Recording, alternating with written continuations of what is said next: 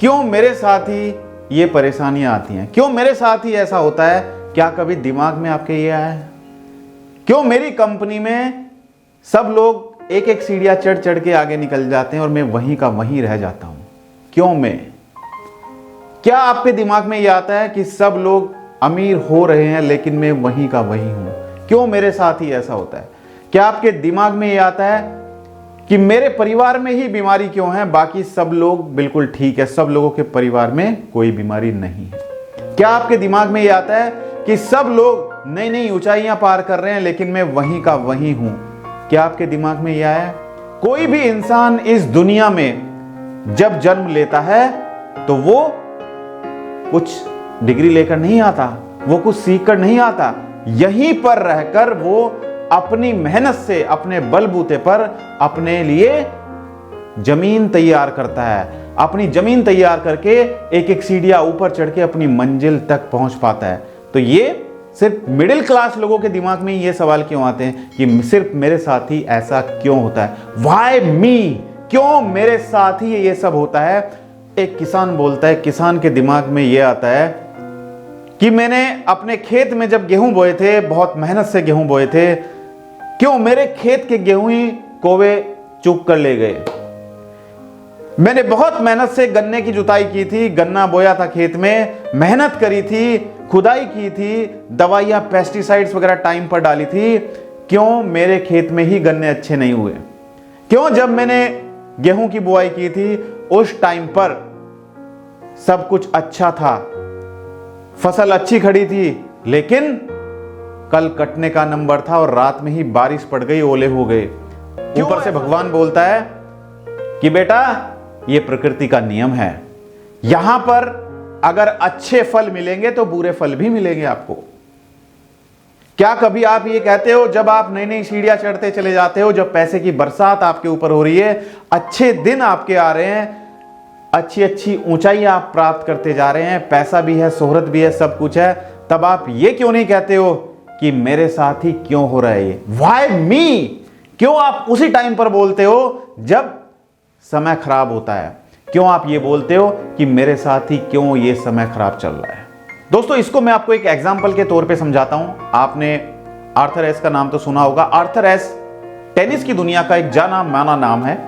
Arthur S ने जो tennis के 4 बड़े टूर्नामेंट होते हैं उनमें से 3 टूर्नामेंट अपने नाम किए हैं। पहला टूर्नामेंट ऑस्ट्रेलियन ओपन, दूसरा टूर्नामेंट कौन सा होता है? यूएस ओपन, तीसरा टूर्नामेंट फ्रेंच ओपन और चौथा टूर्नामेंट विंबलडन। ये चारों वो टूर्नामेंट हैं जो टेनिस की दुनिया के टॉप टूर्नामेंट होते हैं। इनमें से 3 टूर्नामेंट आर्थर एस ने अपने नाम किए। एक बार आर्थर एस को हार्ट सर्जरी हुई और हार्ट सर्जरी में वो हॉस्पिटल में एडमिट हुए। उनको ब्लड चढ़ाने की नौबत आ गई। डॉक्टर ने बोला कि ब्लड चढ़ाना पड़ेगा, तभी उनको ब्लड चढ़ाया गया और ब्लड चढ़ाते टाइम यानी कि ब्लड चढ़ाने के बाद उनको HIV हो गया, यानी कि वो HIV पॉजिटिव पाए गए। उस टाइम पे कोई ऐसा प्रोटोकॉल नहीं था कि ब्लड को चेक किया जाए, ब्लड में कोई दिक्कत तो नहीं है, ऐसा कुछ होता नहीं था। जब HIV उनको हो गया तो उन्होंने सोचा कि भाई ये चीज बाहर नहीं जानी चाहिए, ये बीमारी बाहर नहीं जानी चाहिए, किसी को इसके बारे में पता नहीं चलना चाहिए। तो आर्थर एस ने उसको छुपाने की बहुत कोशिश की, लेकिन ये बीमारी छुप ना पाई और आखिरकार ये बात बाहर उनकी जो जनता थी, उनके जो फैंस थे, उनके सामने ये बात पहुंच गई। जब ये बात लोगों को पता चली, बहुत दुख उन लोगों को हुआ। तो उस टाइम पे टेलीफोन तो हुआ नहीं करते थे, तो लोगों ने क्या किया, पत्र लिखने शुरू कर दिए, लेटर लिखने शुरू कर दिए आर्थर एस को। और बहुत सारे लेटर उनके पास आए। लोग अपनी संवेदनाएं दे रहे थे, लोग अपने विचार प्रकट कर रहे थे, लोग बोल रहे थे कि बहुत गलत हुआ। तभी एक 15 साल का लड़का था, उस 15 साल के लड़के ने एक लेटर लिखा और बहुत ही भावुक लेटर था।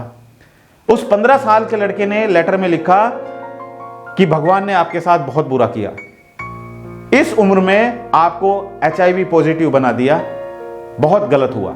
जब मैं भगवान से मिलूंगा तो मैं भगवान से यह प्रश्न जरूर करूंगा कि क्यों आपने 36 साल की एज में आर्थर एस को HIV पॉजिटिव बना दिया, क्यों? यह लेटर आर्थर एस के पास पहुंचा। आर्थर एस के पास रोज हजारों की तादाद में लेटर आए थे, लेकिन वो किसी लेटर का जवाब नहीं देते थे, क्योंकि वो कमजोर थे, बहुत वीक हो चुके थे। उनकी हालत ऐसी नहीं थी कि वो किसी के लेटर का जवाब दें।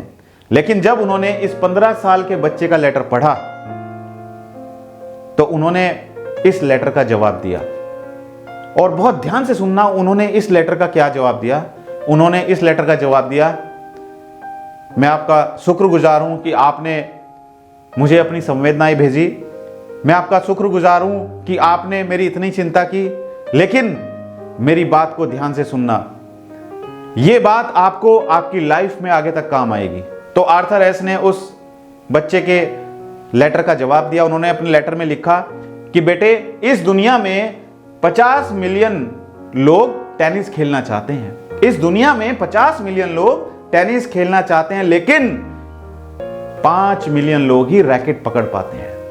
लेकिन 5 मिलियन लोग ही रैकेट पकड़ पाते हैं। 5 मिलियन में से 5 लाख लोग ही स्कूल और यूनिवर्सिटी में टेनिस खेलते हैं, और 5 लाख में से 5000 लोग ही प्रोफेशनल टेनिस प्लेयर बनते हैं, और 5000 में से 500 लोग ही विंबलडन खेलते हैं, और 500 में से 4 लोग ही सेमीफाइनल खेलते हैं, और 4 में से 2 लोग ही फाइनल खेलते हैं, और 2 में से 1 लोग ही विनर बनता है, और वो विनर में होता है। तो बेटे, मेरी बात को ध्यान से सुनना कि जब खुशियां आती हैं तब तो हम नहीं बोलते हैं कि इस दुनिया में से मैं ही क्यों, कि इस दुनिया में से व्हाई मी, क्यों मैं। जब मुसीबत आती है तब हम बोलते हैं कि ये सब मेरे साथ ही क्यों हो रहा है।